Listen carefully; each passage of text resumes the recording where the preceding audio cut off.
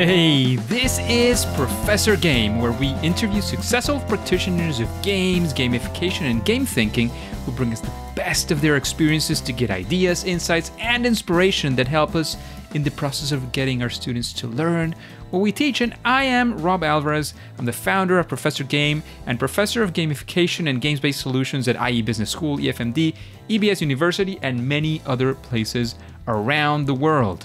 And if this content is for you, then please go ahead and subscribe to our email list for free at professorgame.com/subscribe. Hey engagers, and welcome back to another episode of the Professor Game podcast. And we have a very special guest, as always, with us. And this time it is Eko. But Eko, we need to know before we start, are you prepared to engage? Yes, Rob, I would be happy to engage. Amazing, amazing. Good stuff. Good to have you here, Eko. We met a while ago, and I recently realized we hadn't had this conversation, so I was keen to get you on the podcast after meeting on Gamification Europe, which is also coming up. Well, by the time this comes out, I'm not sure if it's coming up or already happened. But anyways, Gamification Europe is just around the corner. So that reminded me of the interest I had in having a conversation with you. Eko, we need to know that you're engaged. You are engaged. So let's look into who is Eko Nugroho. Nugroho, is that well? Yes, just call me Eko Nugroho. Eko Nugroho has been at the forefront of driving implementation of games-based learning and gamification in Indonesia over the past 14 years. And alongside his team at Kumara.com, Eko has offered consultancy and advisory services in the realm of serious, meaningful games and interactive learning to various companies and organizations. And additionally, he serves as an advisory board member at the Ludere Nusantara Foundation, ludenara.org, which is a nonprofit organization dedicated to assisting teachers in implementing game-based learning programs and enhancing the overall quality of education throughout Indonesia. He's also a distinguished gamification expert and has been recognized as a finalist for the Gamification World Award. He's also widely acclaimed as an international speaker, where he's presented in events, as I mentioned before, as Gamification Europe. He's also on Gamicon48V US and the Connected Learning Summit at MIT, among many others. But Eko, we've said plenty of good stuff about you. Is there anything that we're missing that you want to mention before we start on this podcasting journey of the day? No, I think you already mentioned a lot or even too many. Thank you. Fantastic. I love to have very good coffee and toast. That's something important to say also. I know in Indonesia you have great coffee as well, right? Yes, our coffee is amazingly tasteful. You should. It's nice to encounter somebody who also knows how to appreciate. I'm not a super, I don't drink a lot of coffee. Don't get me wrong. There's people who have 2-3 coffees a day. I have maybe a couple of coffees a week, so not too many. But when I do, I like to have good coffee. I don't just drink anything. I like my good coffee. So hopefully you're in Bandung in Indonesia. I will brew some for you then later on. Amazing. Good stuff. I recently discovered the cold brewing, which brings out some very interesting notes in coffee as well. Less of the acidity. There's something else that is less, then it's not so good. And it has been a good experience for me as well. I don't know if you've ever tried that, Eko. I think we should stop here. Otherwise, we can speak about coffee for the whole night. You're right. You're absolutely right. So, Eko, your day probably starts with coffee or not. That's up to you. But we want to know what your day looks like. We want to sort of be in your shoes for a bit and understand, what are you doing these days? Okay, I begin my day usually with a prayer because in Indonesia, majority is Muslim and also myself. So we woke up around like 4:30 in the morning and start with a prayer. And me myself follow by a brief meditation usually. And after that, I quick check my calendar. Otherwise, Augie, my team, will be very upset with me if I forget my schedule. And then, after that, I love to have my morning reading. When I read in the morning several pages of book or paper.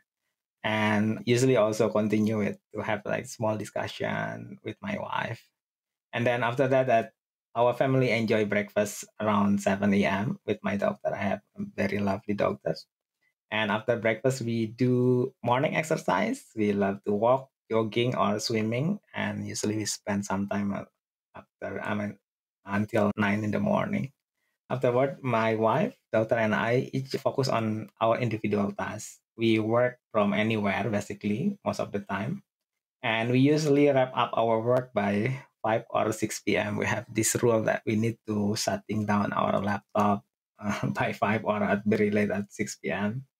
And evening consists of either dining out or having dinner at home. And I mean, continue my books or paper.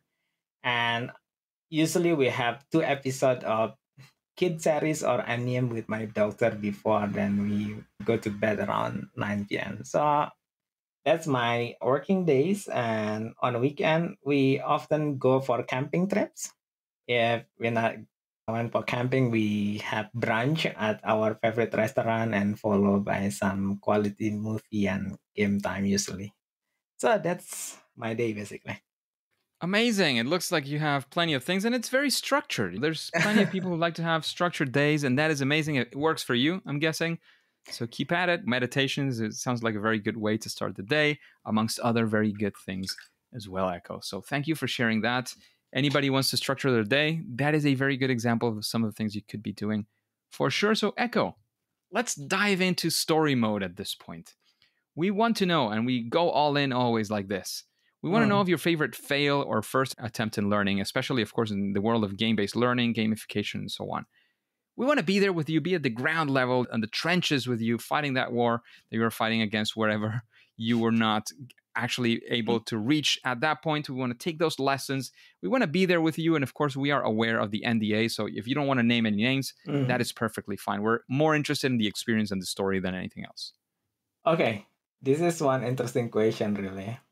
Honestly, I failed a lot, so I'm not sure where to start. If you need me to choose one as my favorite, I don't think I want to choose any of them as my favorite. But anyway, one particular failure did serve as a significant stepping stone for our program right now. And words of proud is not really really on point with this, but let me start the story anyway. So the story started when we had the pandemic at the beginning of the pandemic. Yeah. What we did earlier, basically, we are consulting firm for many corporation and organization, and we usually do like boutique style consultation, which means that if you have a company or organization and you want to use a game as tools for learning, then use very special design program, and most of the program before the pandemic is like offline in class directly. At the beginning of the pandemic, we need to redesign our game-based learning program to function entirely online. And I mean, from 2002 up to 2010, I was in Germany for my study and some works.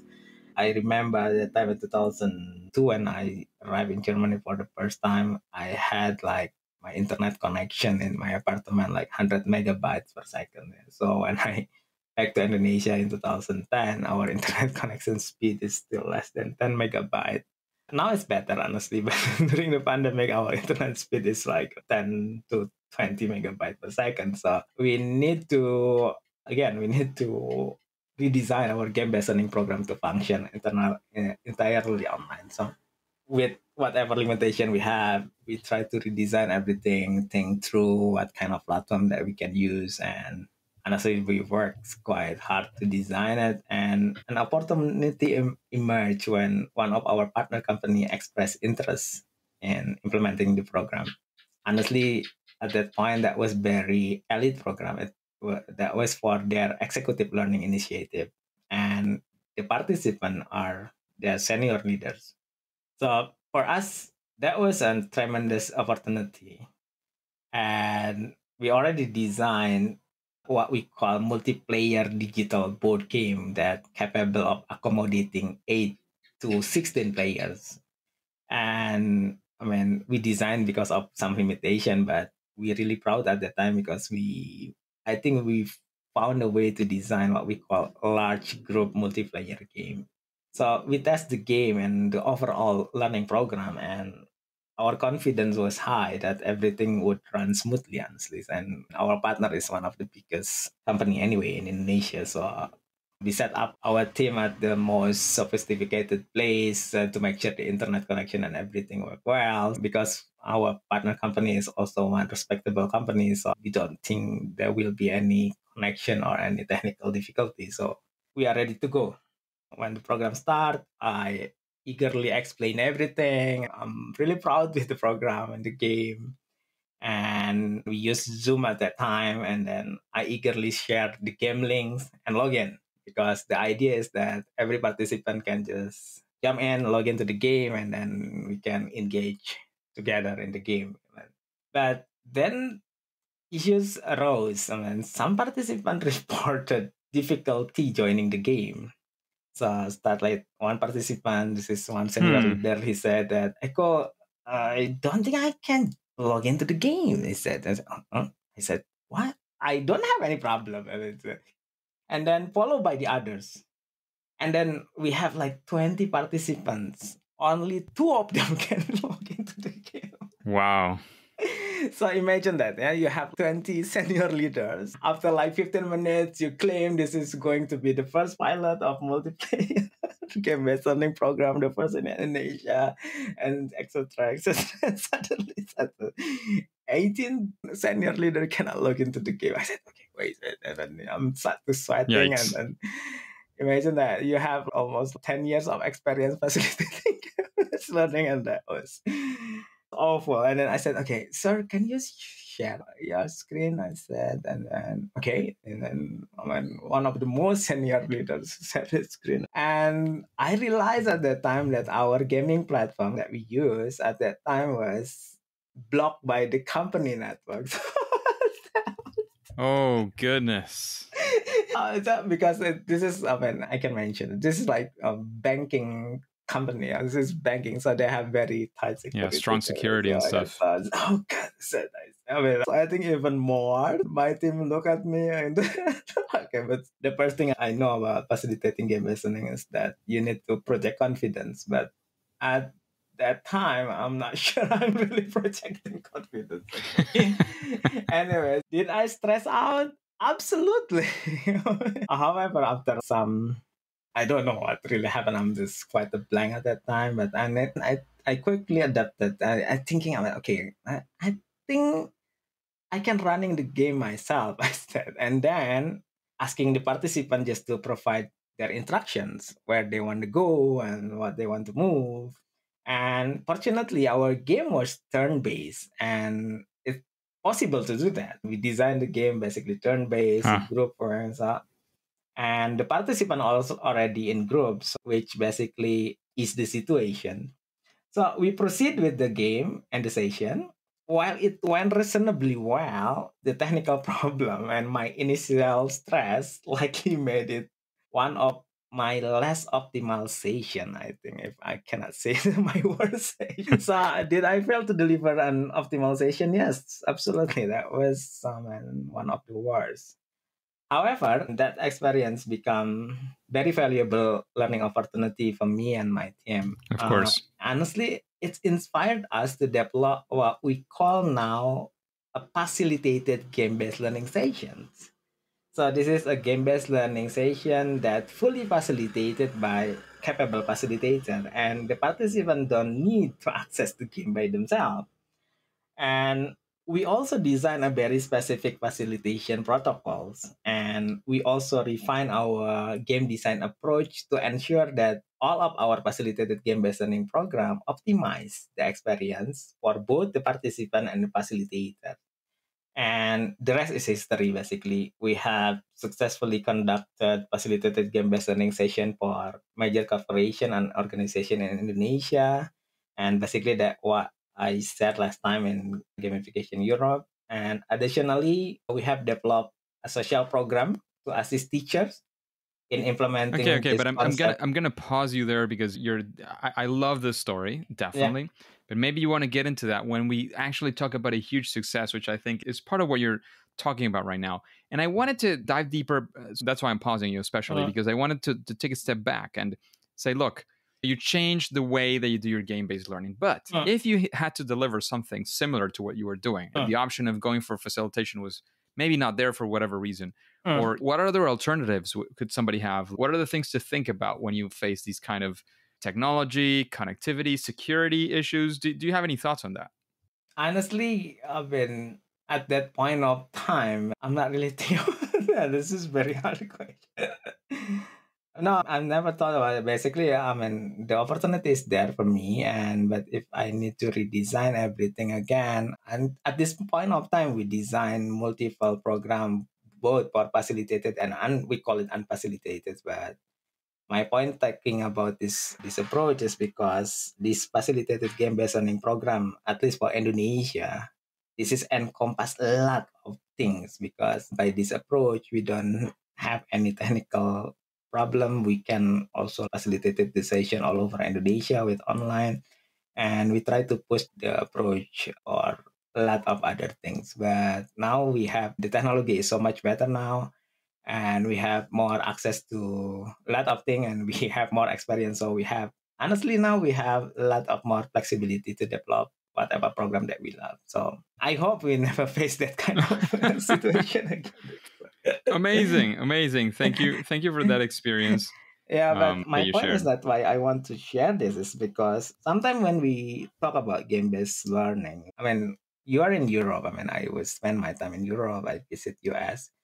There is some research about learning culture. Yeah, so in Europe and US, you guys have very strong. Well, I mean, in the research it states that a very strong individual learning capability, which means that you guys have this strong point in learning individually, and most of the game-based learning literature is based on research in Europe and US. But if you look at our learning culture in Asia, especially in Indonesia, in the research states that our strong point in learning is basically communal learning. It doesn't mean that we cannot learn individually, no, but our strong point is communal learning, which means we are better and we are more excited if we learn together. So this concept of facilitated game-based learning bring that into the point. So somehow we found this like magical formula how we can bring simple game-based learning approach into more audience with some technical limitation. And when we found that this work for the corporate level, we always think, I mean, me myself, I was thinking that teachers are the most important executive in the world. But if you compare the corporate learning program for executive in the corporation and the learning program for teacher or teacher training program, it's like heaven and earth. I mean, there are so many gaps. And so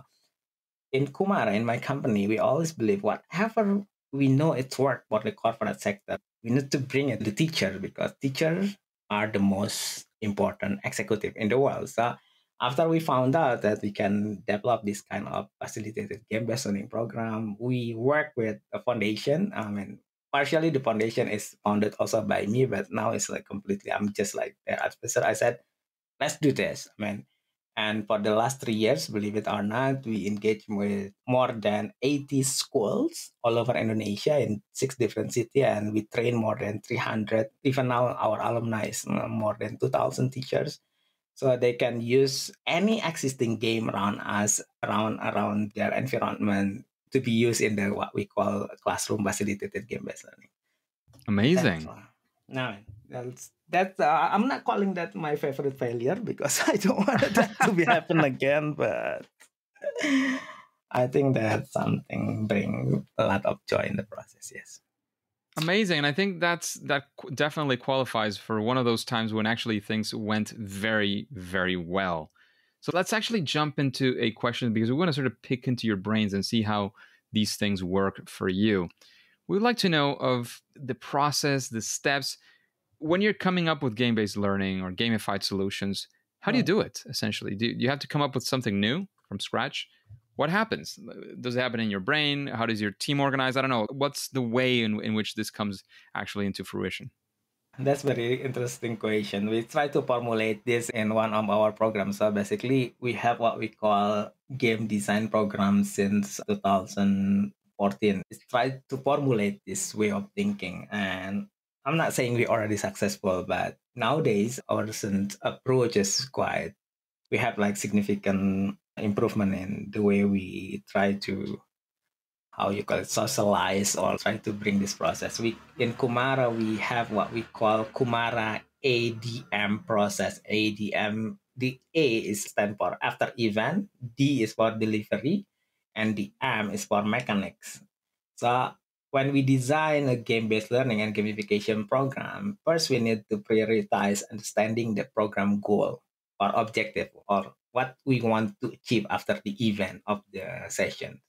And then we need to determine the most effective delivery method, whether it should be like online, in class, or it's group or individual, it should be synchronized or perhaps asynchronized. And after understanding that, then we can select the appropriate mechanics to convey the program. Now, the interesting part when we selecting the appropriate mechanics, basically, if we look all the game around us, we can use it, especially when we use our game-based learning protocol as facilitated game-based learning protocol. Because it's basically it's very flexible because the protocol state only three steps. We call it prologue and pre-play, which is opening. And then you do play or simulating. And then you do what we call post-play and epilogue or basically reflection or debriefing. So if you imagine that you can use any game by these three protocols to convey a lot of content or learning materials. But if you use this approach, this after event delivery and mechanic, then it's more complete, it's more holistic. So when we talk about designing a game-based learning program or gamification program, first we tell the participants or our partners. So let's look at this approach. Yeah. So think what is your goal, how you can deliver any program, and then try to engage with whatever gameplay or mechanics that you already know. Start with what you already know. And if you want more, then we can try to think it together. That's the simplified method to construct the program that we have. Of course, a lot of detail involved, especially when we work with the corporate sectors with different learning objective, different participants. We should also take that into account this framework. And just to be noted, also the framework is basically inspired by the, I don't know whether you're familiar with this, the MDAA framework presented by Robin Hanickel and Mark LeBlanc and Robert Juvek. They have a paper about it. You can just Googling it, this MDA game design framework, I believe. So that's it. I hope that gives some overview. I hadn't heard it before, to be honest. I'm going to look it up to include so in it's the links very, for the very show notes. classic paper. So in the game design, Robin Hanickel, Mike LeBlanc, and Robert Zubek have this what we call MDA framework. MDA consists of mechanics, dynamics, and aesthetics. So it's for me, it's very interesting paper. Yeah. So, I think I know what you mean now. Yeah. Okay, I hope that answers a bit. So, yes, it definitely does. So thank you for all those details and all that insight knowledge that you just gave us, Eko. And talking about insight knowledge, right? You've had, as we mentioned at the start, a lot of experience doing these things. So I'm sure you've ran into one, two, or probably more best practices. Can you tell us one of those? Like one thing that you say, well, do this and your gamified project or your game-based learning is going to be at least a lot better than it was if you didn't do it. Okay, this is, I mean, my team always remind me, don't talk with Eko about best practice. Because we can, Eko's best practice is like 90 minutes of talk and 30 minutes of coffee. But anyway, I always believe that we need to design our game-based solution or game-based learning or gamification program based on three fundamental concepts. This is what I always ask my team to do. The first is simplicity. So simplicity, it's meant from every aspect. If you know the simple technology, then use it. I mean, still, you need to prioritize the objective and so on. But start with the simple technologies. Start with the simplest process. Bring simplicity in every process. When you put the content, when you write down the narrative aspect or whatever, just start with simplicity. And the second fundamental aspect is, of course, interactivity. Now, when we talk about interactivity, people say every game is interactive, but we need to understand that there are a lot of interactivity in the game. First, the interaction between the player with the game itself. Okay, and then, but if you design the game well, then you can have this interactivity between the players, the game, and another players. Now, if you design a bit even better, then you can bring interaction between the players, the game, the other players, and their way of thinking. So you need to know what kind of the interactivity that you want to bring into the game. And it's not only about bring mechanics, this system. No, no, it's just like what kind of interactivity, what kind, some people call it what kind of experience that you want to bring. For me, it's like what kind of interactivity that you want to bring to the game. So that's the second fundamental concept, is like simplicity, then interactivity. Last but not Absolutely. least is Oh yeah. Okay. Go. so, which means that you need to test it out whether it's effective. Doesn't matter you have simple, good interactivity, but at the end it's not effective to convey any message or any goal that you want to achieve, and it's not work well. So that three concept always: simplicity, interactivity, and effectivity. So I'm not sure that is best practice, but I think if we can deploy our program based on those three fundamental aspects, I think that's quite okay.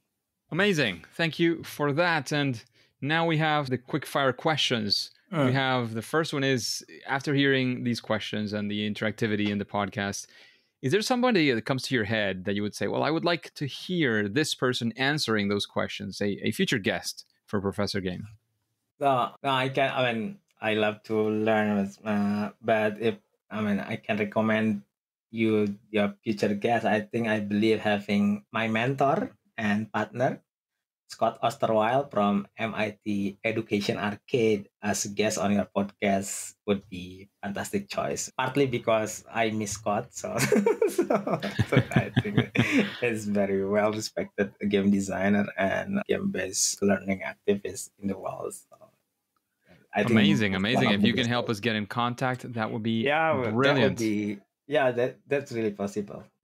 Amazing. And keeping up with the recommendations, what book would you recommend us if you had to say about one book? Okay, one book is hard question. I love books, so you really have very hard question, bro. Why everything need to be one?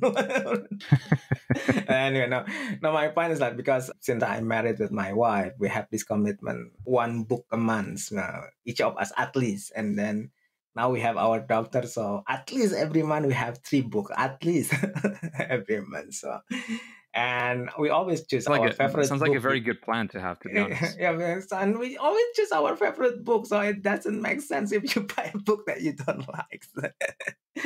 So anyway, if I need to recommend some books, okay, first book is from Scott anyway, and from Eric Klofter, Jason Hess, and Scott Osterweil, and also I believe Louis Rosenberg. I met all of them in MIT when I visited MIT in 2018. The book, I believe, entitled Resonant Games. They have a long title of it. Wait. Resonant Games, Design Principle for Learning Games that Connect Heart, Mind, and Every Day. So that's one. I really enjoyed the book because Scott is one of the author, but indeed the book provides a very good perspective about how we should design and implement game-based learning program overall. So I recommend you to, and everyone else who hear this podcast, just to look for the book. And the good news is the book is basically also open access in MIT. So if you just like go to Resonant Games, MIT open access, you can have each chapter of the book in open access, and you can also have it in Amazon anyway. But if I may, I also want to recommend, honestly, Think Again by Adam Grant, because I think it's very important for all of us work in the game-based learning and gamification or game in general to always think again our approach. And I think the book by Adam Grant really pointed out. And the last, you asked me one, so I give you bonus too. Yeah, so I love the book The Alchemist by Paulo Coelho, because I think the context of the book is bring the whole idea about if you want something, the world will test you. So if we want to bring game, the best game in the world, so the world will test us anyway. So The Alchemist is one of the books that I really love too. So I can give you more 10 or 20. But I think that's Amazing. For now, we'll keep those three. I will jot down the first one you said as your favorite, and I'll put the other two on the list as well, if that works for you. And we'll move on to the next one, which is actually about you, because we need to know, what is your superpower? That thing that makes you better, at least, than most other people. What's that thing that you do at least better than most other people? It's really a tough question. The reason is really tough because I believe my daughter and my wife possess more power than I do. So that's one reason why. I have no idea about my superpower, but I always said to, at least to my team, and I really don't have time to think bad about others, because I think I would more than happy to use my time to think about how can we make something better, rather than to think about, oh, this guy is something like that. I don't really have time to think bad about others.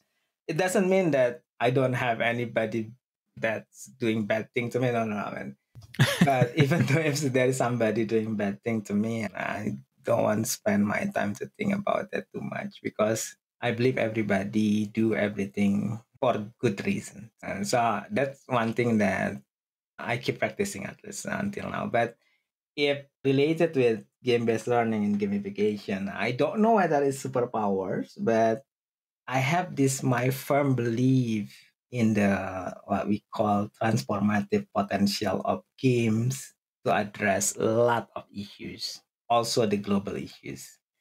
Even more, I truly believe that game can play a vital role in solving the world problems. And I always said to everyone, I believe Indonesia is the best place to create game as solutions, because I mentioned it also in Gamification Europe. We have all the world problems, so this is the best place really to create game.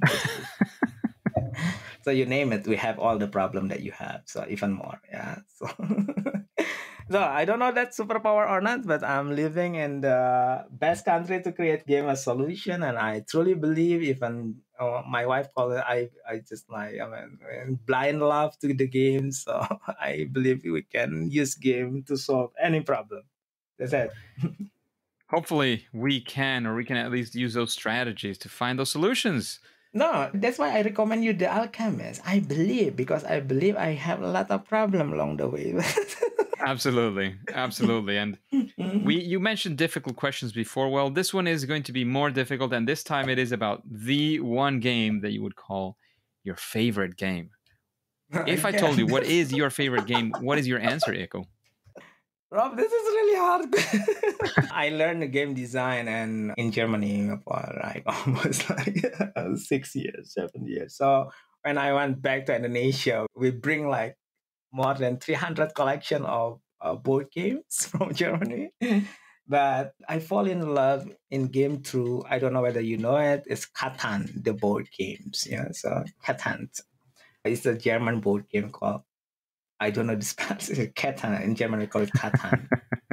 So, yes, I'm sure most of the audience is familiar with Catan, yes, for sure. Yes, because the game has literally changed my life. It's the game that opened my eyes about how game can be designed and can bring a lot of joy. So I love Catan if I need to put one. But me myself, because I have this, I mean, I practice it quite a lot. Is I usually install at least like 10 or 20 games in my phone and my laptop, and I play all of them in the weekend, and then I install whatever I don't think is bring some joy. So, and I saw, but as I love several mobile and PC games, especially the city building games and strategic one. And I should mention also Civilization series is amazing as a digital game, and some. Do we keep Catan or do we keep Civilization? Which one do we keep, Eko?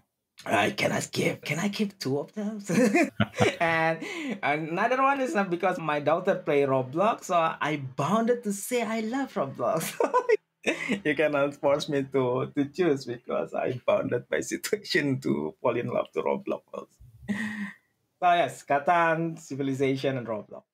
Amazing.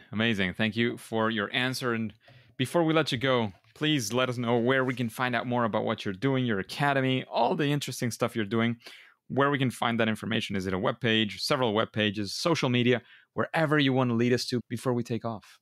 Yes, you can get some news about what we do, what our company do in kumara.com. It's double M. It's like key. Yeah, I cannot spell it very well in English anyway. So it's Kumara anyway. I think Rob can put it later on in the podcast description. But me, myself, you can reach out me faster through LinkedIn. I just put I believe my name is Eko Nugroho Indonesia. You should find me there.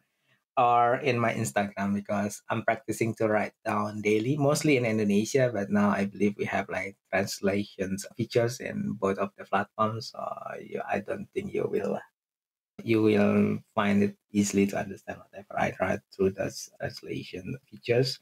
And you can always email me through my company. But honestly, for my email, I have very good team as Augie who handle a lot of things faster than me. So reach out anywhere you love, and make sure we will come back to you. So thank you for everything anyway. So Sounds great. Thank you, Eko. Thank you for sharing all of that, sharing your knowledge, sharing your experience, all of what you've been doing. Where we can find out more about you, definitely. However, as you now know, and the engagers definitely know, at least for now and for today, it is time to say that it's game over. Engagers, thank you for listening to the Professor Game podcast. And I'd like to know, how are you listening to this podcast? If you're using any podcasting app on your mobile, have you rated? Have you followed this podcast? Both are for free. And if you haven't done so, please go ahead and do so, because that helps us a lot to reach more engagers like you to achieve this mission that we have of making learning amazing. If you would like to have instructions to some of the major ones, please go to professorgame.com/iTunes.